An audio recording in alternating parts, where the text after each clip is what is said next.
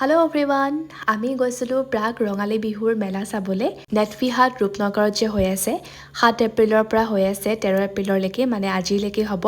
আজি হ'ল উৰুকা। মই মিনি ব্লগটো আজি আপলোড কৰিছোঁ আৰু ইয়াতে আমি গৈ পেলাই খাবলৈ আহিলোঁ। ফাৰ্ষ্টতে কি পায় ইয়াতে থলুৱা খাদ্যবোৰৰ বহুত ষ্টল বহিছে, দোকানবোৰ দিছে ইয়াতে মানে জিকুদা আৰু মানে ববিতা বৌয়ে ষ্টল দিছে।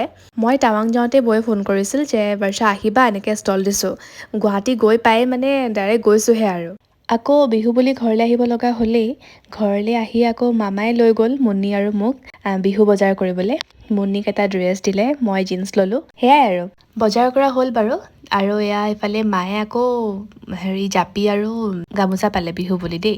তাৰ পৰা একে নাচি বাগি একদম ফূৰ্তিত ক'ব নোৱাৰে আৰু ইফালে আকৌ মাৰ কাষ্টমাৰ আমাৰ আণ্টি এগৰাকীয়ে দি পঠাইছে তামোল আৰু বৰা চাউল। ঠিক আছে দিয়ক, আজিলৈ ইমানেই আছিলে।